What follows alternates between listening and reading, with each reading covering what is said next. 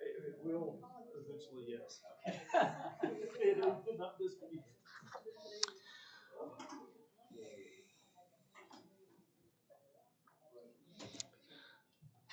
All right.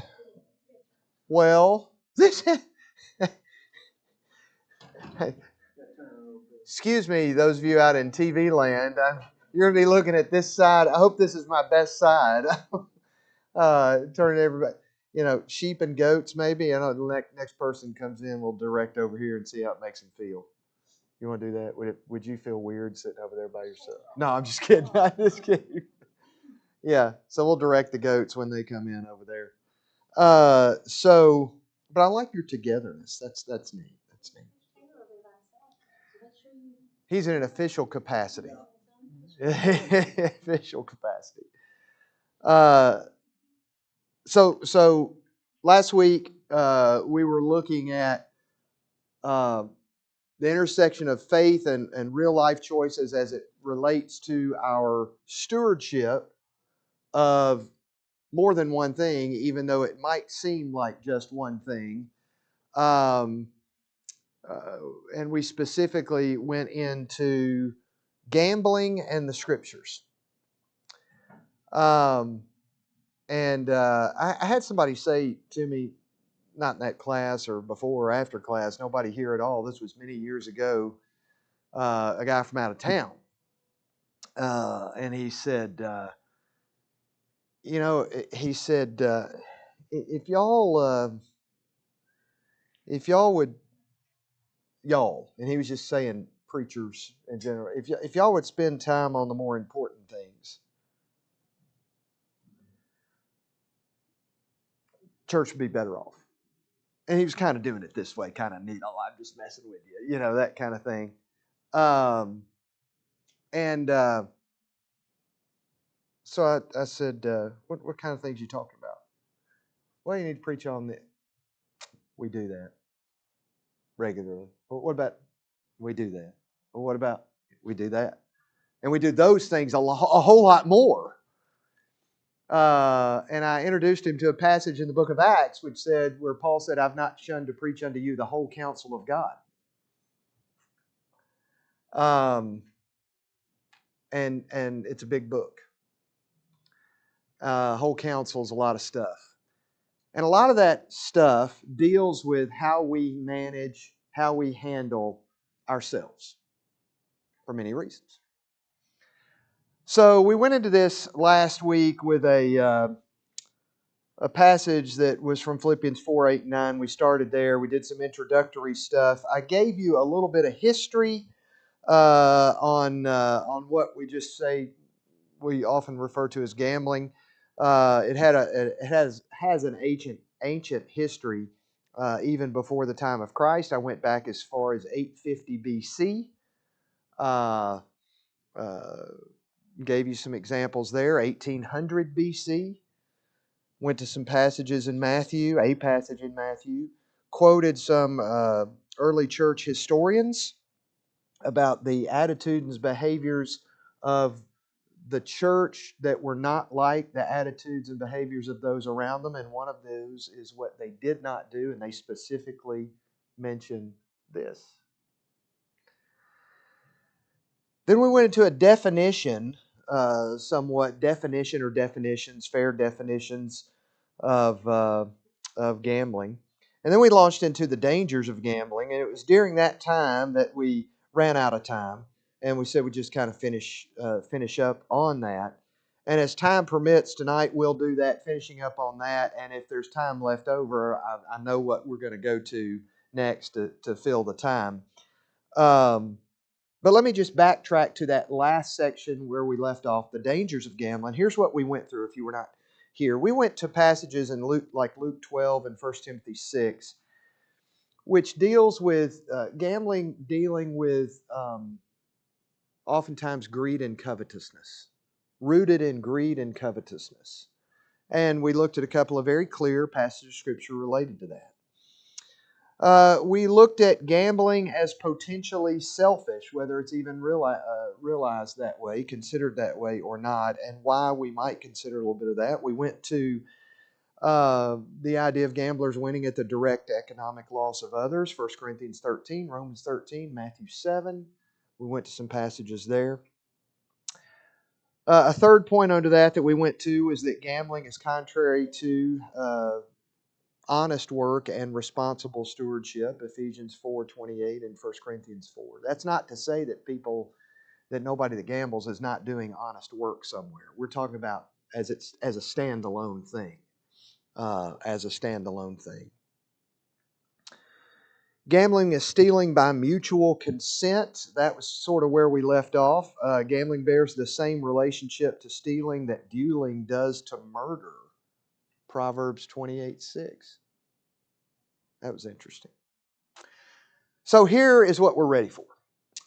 I want to go to some passages of Scripture. 1 Corinthians 9:25. I'm going to need somebody there. 1 Corinthians 9:25. And we need a hand.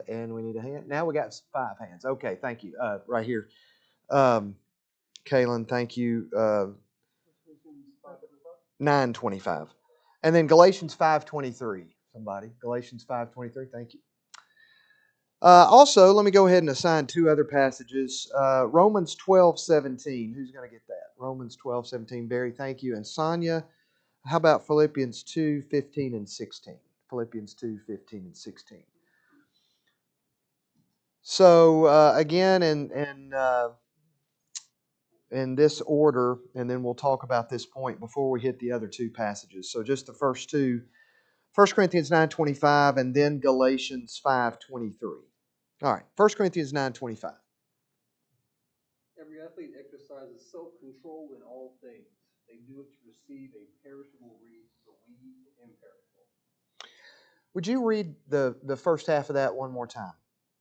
Every athlete exercises self-control in all things. Okay. The emphasis of self-control. We mentioned this last week as it came from a passage in Galatians. Can anybody think of a passage in Galatians, hint, hint, coupled with several other things that are considered in this category? Galatians might be chapter 5. Fruits of the Spirit. And one of those is self-control. So, this passage sort of goes along those same lines. And Galatians 5:23. Mm-hmm. So now, if you didn't know it before, you had it read to you. Gambling, highly addictive. Somebody goes, not for me.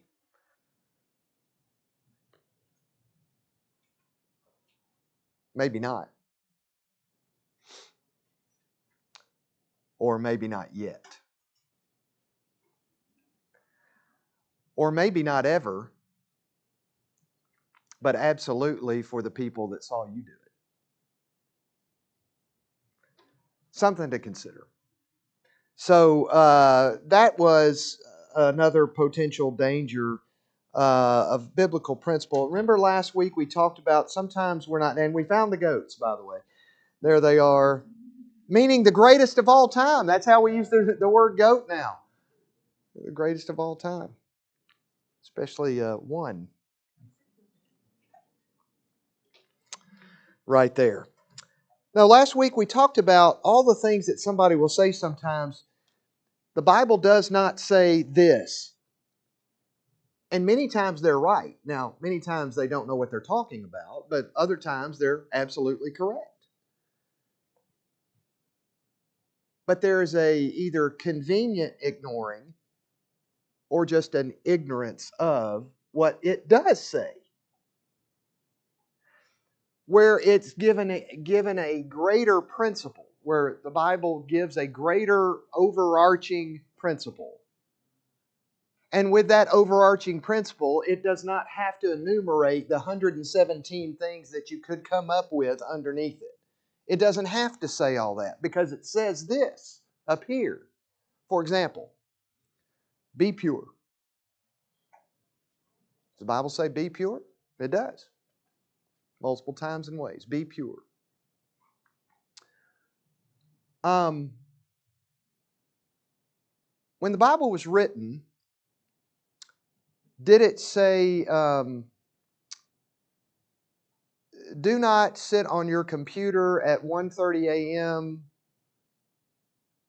once everybody is bedded down and asleep. Don't sneak in and get your laptop and look at pornography. Well, no, since laptops didn't exist, that's one reason it wouldn't say that, make that specificity, as I guess we could say. But it does say be pure. Which means anything that hinders that has truly, actually been said, because it says be pure. So logic demands those things that hinder that are to be avoided.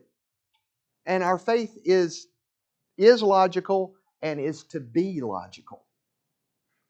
It's funny because that line of argumentation, or if you want to call it that, is only applied. A lot of this stuff too is only applied when it comes to the Bible. They wouldn't apply that elsewhere. Like, for example, the rule of murder, that's just civil law, right? You can't murder someone. They're not going, well, it doesn't say not to do it with a hammer, or not to do it, when no one's looking. It doesn't say I can't do, you know what I mean? Mm-hmm. They don't do the same, they don't apply that same law. Well, clearly, it says don't murder, but like what we talked about, that umbrella of don't murder, that it's illegal, it implies any way, shape, form, or anything tied to murder. Mm-hmm. But they apply that logic to the Bible. Yeah. It's convenient. So, I do think, whether it's something like this or in various other things that we could just start throwing out, and I could go around the room and we could talk for a while about things we could throw out, where we say the Bible doesn't say this, and it's a cultural emphasis. The Bible doesn't say don't this. I don't know who the first person or who it was. I remember where it was. I just don't remember who it was. When I was quite young, I was a teenager, and I think I was on the younger end of the teenage years, maybe just 13 or 14, when I heard a guy say, "Some people know just enough scripture to be dangerous to themselves and other people."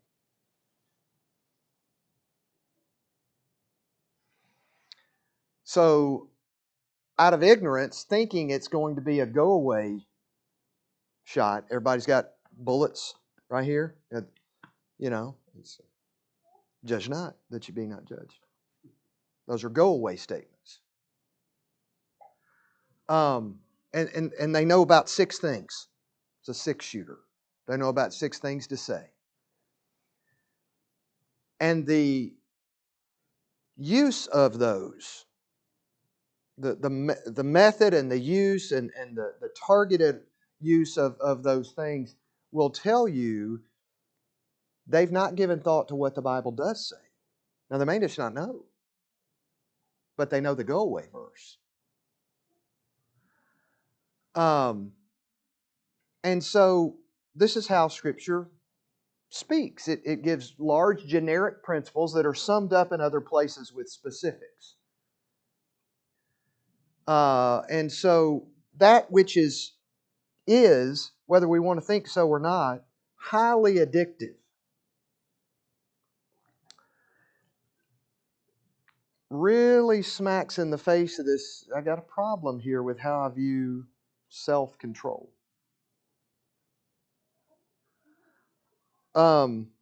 Because am I controlling self more when I do this? Tim and I were talking about being out at Yosemite. And there were a couple of spots around El Capitan and Half Dome, especially up at Half Dome. There were a couple of spots where people were taking some risks that I would not have taken on where they'll stand for a picture. And who's taking more thought to self-control? The person that calls out the line, and if I cross that line, I'm in trouble. In fact, I'm dead. Okay? The person that simply says, well, I'm not going to go past here because that's problematic. Or the person that says, yeah, I'm going to Stand way back here. Toe up to the line. I'm not over it. Oh, but one little lost bit of footing, one little shove. Do you have an adversary, by the way, who likes to give a little shove? You shove me from back here. I'm okay. Where's self-control? Does self-control toe up to the line and fight it? Or does self-control, knowing it's not worth it if I don't get it just right, or does self-control purposefully move in the other direction? You know the answer to that. There's no way I can consider self-control as something that toes up to the line. Even if I maintain control at the line. I didn't fall over. Self-control is a purpose, not an outcome. That like I didn't fall over, therefore I was self-controlled. Might have just been lucky.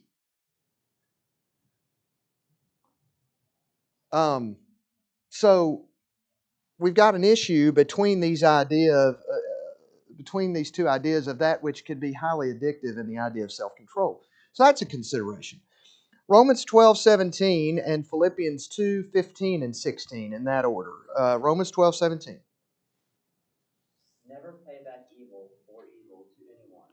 Respect what is right in the sight of all men. All right, don't repay evil for evil. Respect what is right in the sight of all men. Philippians 2:15 and 16. So that you will prove yourselves to be blameless and innocent, children of God, above reproach, in the midst of a crooked and perverse generation, among whom you appear as lights in the world, holding fast the word of life, so that in the day of Christ I will have reason to glory, because I did not run in vain, nor toil in vain. There are some specific words. I did this last week. I want to do it again this week. So I'm going to go back to Sonia and to her passage here, and I'm going to ask her to begin at the beginning of that again and read one more time, and I'm going to stop her on a couple of key words especially. So that you will prove yourselves to be blameless. Stop. Thank you for just a second. You will prove yourselves. Prove yourselves how? Prove yourselves to be blameless. Now, blameless is not faultless. You ever seen what do you remember? I know you've seen it. Do you remember what God called Job in Job chapter 1? How he praised him before Satan. Have you considered my servant Job? He's blameless and upright. And somebody says, well, I didn't know that Job was sinless. No, you didn't know that, and you could never know that because that was not the case. But he was blameless. Prove yourselves blameless. Okay? I'm supposed to be showing something. Okay, let's keep reading right there. And innocent, children of God, above reproach. Okay, above reproach. Let's just be honest. Do people make assumptions? Do people make assumptions about people based on where they see them, where they find them? I'm not saying all those assumptions are accurate or fair. I'm just asking if people do it. I do it. I need to be careful with doing it. But there are some, for lack of a better way of putting it, natural assumptions, easier assumptions to be made, fair or unfair, in human nature. And Scripture screams to God's people, be purposed that the picture you're presenting is a certain picture.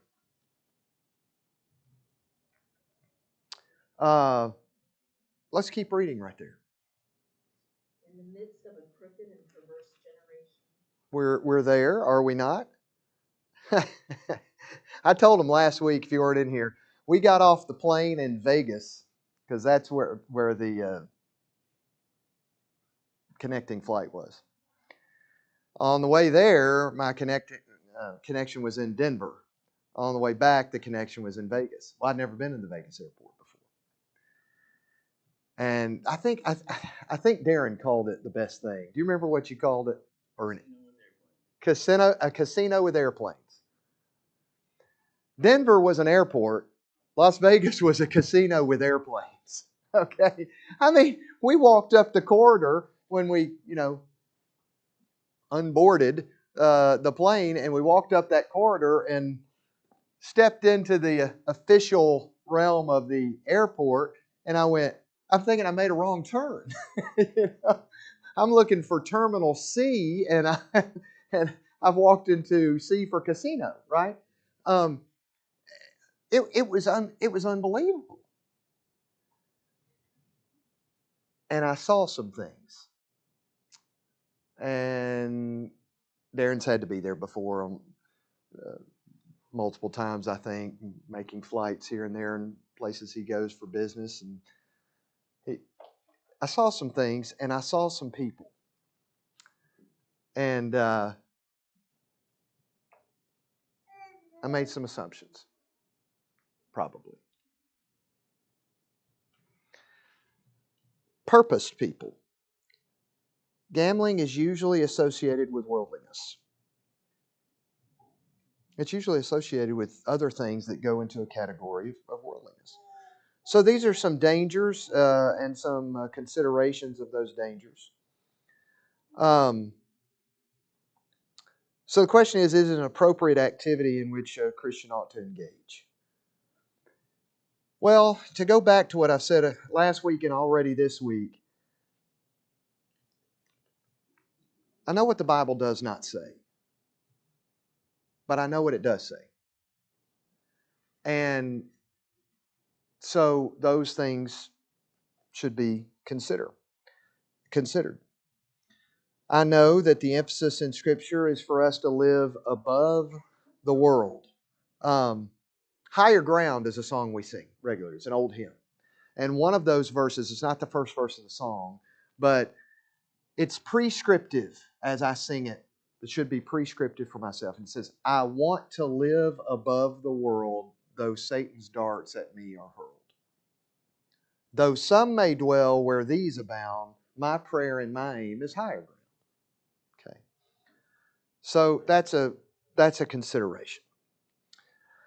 I have seen, probably just because of ministry, but I know I'm not the only ones that the ministers are not the only ones that can tell some stories and call some real names and real heartache of people absolutely destroyed, families absolutely destroyed by this. Sometimes what those of us that get up and teach and preach on a regular basis, and elders in the church I know that I've talked to, sometimes what we want to do is every time we get a call to go meet with someone, go down to the ER at 1:30 in the morning, we wish we could take somebody from the church. Almost doesn't matter who, or especially younger people. We wish we could call over to the house. I know it's 1:30 in the morning, but it's important. I want you to come with me. I want you to come with me and see what I'm about to see. Hear what I'm about to hear. I wish you could know what I know that I can't tell. Barry? I was just going to say, of course, it doesn't say specifically anywhere in the Bible that gambling itself is a sin. But you have to think, I think you mentioned this earlier, I mean, it's a very, very highly addictive behavior. And not only is it that, but you also just have to think for yourself, what if someone else, let's just say, for example, a younger person than you sees you, doing that, specific behavior, how would you influence them? You never know, like, who's watching or whatever. Yeah. And, like, I mean, that's just a decision. I choose to completely refrain from it, the rest of my life. I've never ever plan on doing it, but Like you said, if it's just a decision that each individual is going to have to make for himself or herself. Mhm. And we just need to make decisions based on what we know the Bible does say, not what it doesn't say. I'm better off making my decisions on what I know Scripture has said rather than focusing on what it has not said,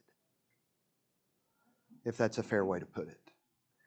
So Phil Sanders, who preached at the Concord Road congregation for many years prior to going out to Oklahoma, now Dan Chambers took his place, and Danny's been there, 16 years, I think, maybe in his 17th year now.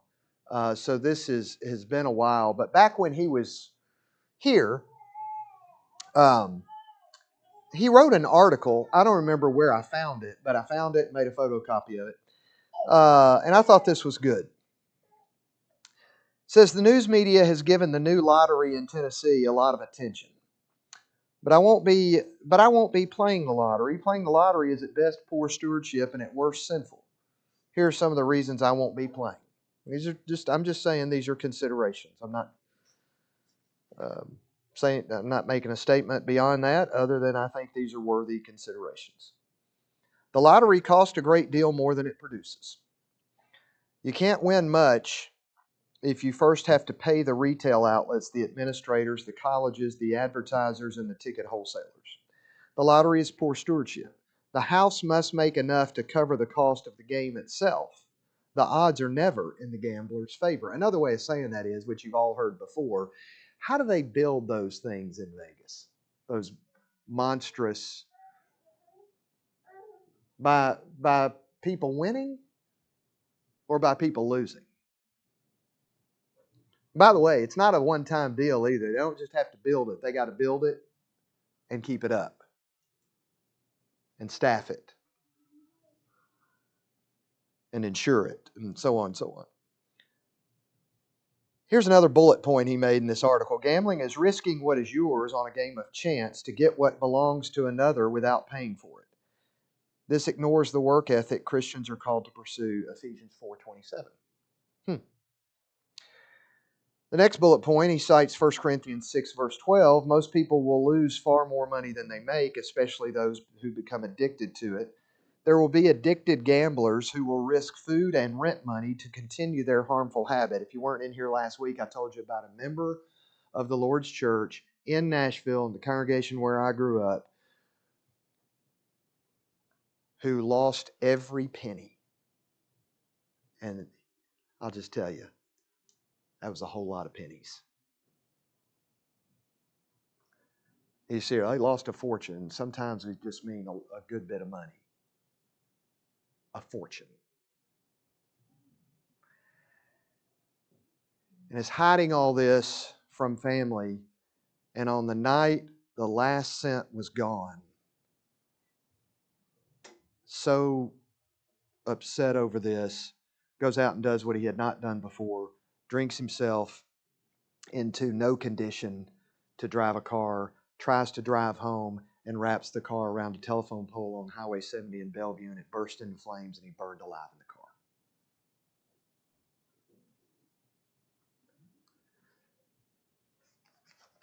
And I was at that funeral. He says it's not an accident that Gamblers Anonymous chapters are filled with lottery players. Paul said that he would not allow anything to be master over him. That's the passage, by the way, 1 Corinthians 6 and verse 12. He would not allow anything to be a master over him. Susan. But at some point in time when people gamble, they won, which can keep about that chance desire to want to do it again. So Sure. along the way they won, which creates, because you wouldn't just keep gambling and keep losing, I don't think. You know, if you've never won something. A whole lot do. My church guy did. But they had to won at least one time. Yeah. Significantly to create that think I can do it again. You know, that's purposed creation too. Kind of thing. So sometimes, at least once, yeah, they won, and then and that feel. And by the way, this isn't the only area of life that is accurate. Right? Do we have an adversary? Yes. Is he cunning? Is he wily? Is he conniving? Yes, yes, yes. And couple that with this truth. Don't forget this. We can't forget this. And this is true about me and Kaylin and everybody in this room. He hates you.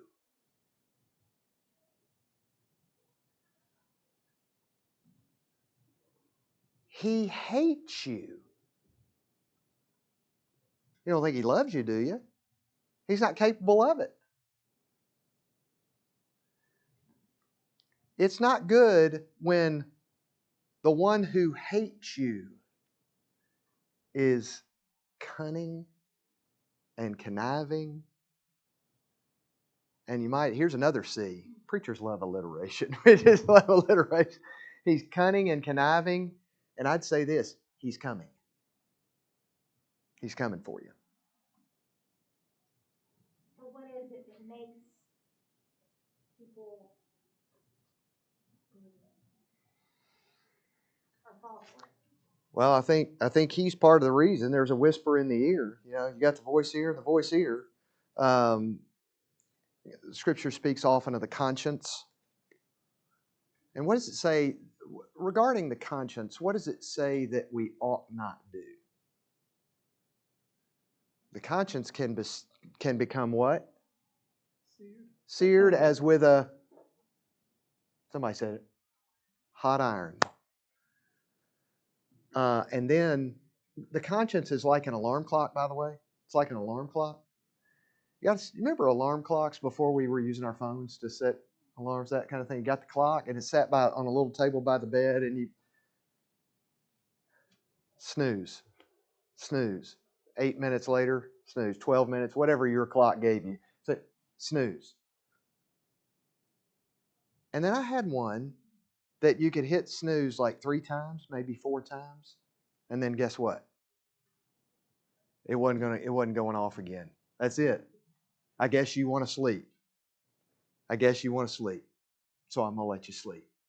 You could hit it 4 times and it's not sounding its alarm a 5th time. And Barry? No, I was just going to say, in the response to the question, why do people fall for it? When they see commercials of people, going up to the casino in Oak Grove, Kentucky, they see beautiful people, Have you been to Oak Grove, Kentucky, Barry? No, I'm just kidding. When they see beautiful young people, having fun, going to the casino, Yeah. they're like, oh, I want to do that, I want to be like that or whatever. Yeah. That's part of the reason why people fall. Darren. Watching just last night, actually, Dean Martin in an interview, and this guy, Rat Pack, Mr. Las Vegas, early in his career, before it took off, he, I think he said, did the roulette wheel. One of the games he did. He said, I never gamble. He goes, I got plenty other vices. I will never gamble. He goes, that city's designed to take all your money and make you feel good about it. He goes, I've never That's a great gambled in quote. my life. I love the back half of that quote. Designed to take all your money Yeah, of course, he was drunk and feel good about it. Yeah. I'll never gamble. You're never more honest than when you're, yeah. And make you feel good about it. Sonia? This is a redeeming quality of ours at all, but we do like the National Lampoon movies, and there's the National Lampoon's Vegas Vacation. Yes. And from the very start, he's just got that Clark Griswold look in his eye, like everything is over the top, but it's like gamble, and he lost everything. Mm-hmm. But at one point, I just always remember, because he's at one of the blackjack, I don't know what they are, but he said, the dealer finally said, why don't we just save us both some time and you just hand me everything in your wallet? And it's like, that's just that. But what if I, and it's like video games, it's dopamine, it's just that. Yeah. If I just do one more time, Yeah. that's what the addiction is. And Susan, to Susan's point, and question, people coming in the front door, they do see some people coming out the front door. Oh, and they're excited. And they got something in their money. They got something, and they're excited. That guy left with money. He came in with X amount and he left with even more. And that guy and that lady, and that's just people I can see right here coming out with money. And you don't know the 3,047 that have lost that day. And I think I gave this quote last week. You can do this with scripture, but you can do it with behavior too. Eventually, a lot of things come down to this. People do what they want to do. And it's also They do what they want to do. It's also difficult if it's something that isn't a temptation for us, it's difficult for us to wrap our heads around, right, how someone can get lured into it. Mm-hmm. If it doesn't faze us, it's like, man, I just don't get it. What is the appeal? Mm-hmm. Now, for us though, there's going to be something that would be tempted to them. They're like, dude, you're crazy. That is nothing for me.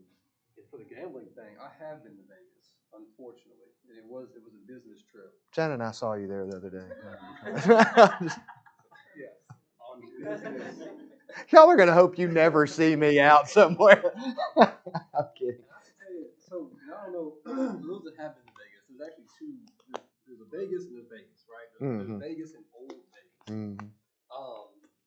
I can't wipe my brain clean of what I saw in old Vegas. Once you see something, you can't unsee it. Yeah. You talked about seeing things just in the airport. Yeah. The strip, especially old Vegas. And I don't even say the stuff that I saw.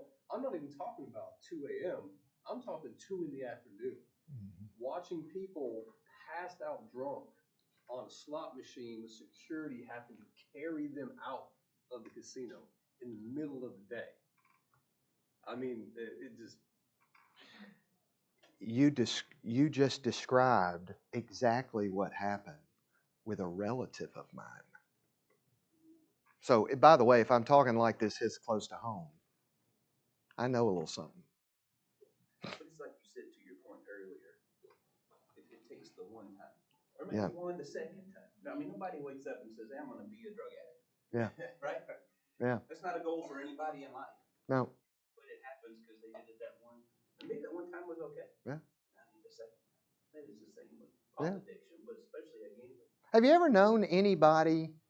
By the way, I so appreciate the ads to come to Oak Grove, to come to Vegas, to come to wherever.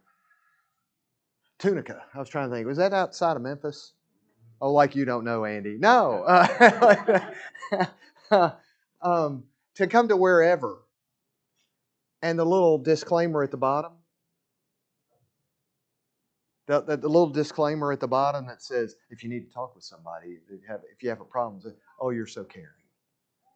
You spend all this time and all this money and all this plea.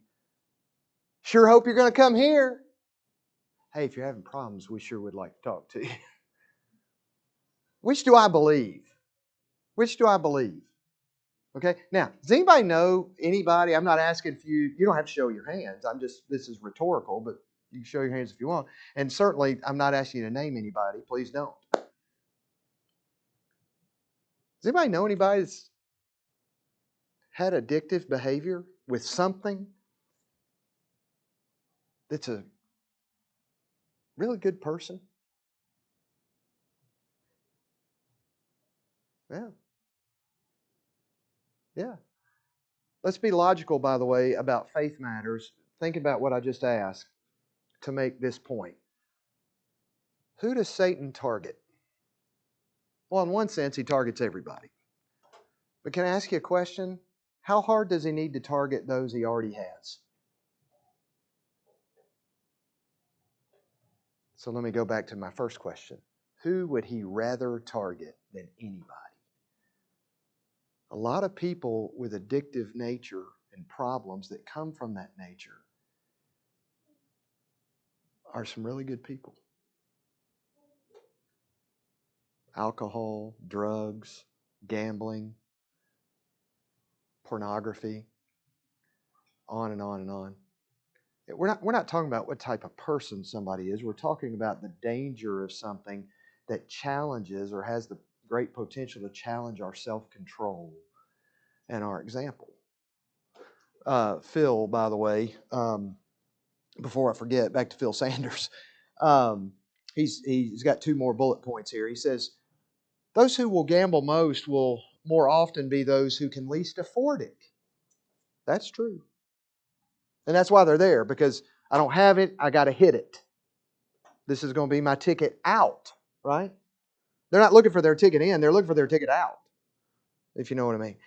And those who will benefit the most are usually those who can better afford to send their kids to college. The poor will waste their money to benefit the wealthy. Wherever gambling goes, crime follows. That's true. Wherever gambling goes, crime follows. The evidence is overwhelming. One sin will feed another. A different one.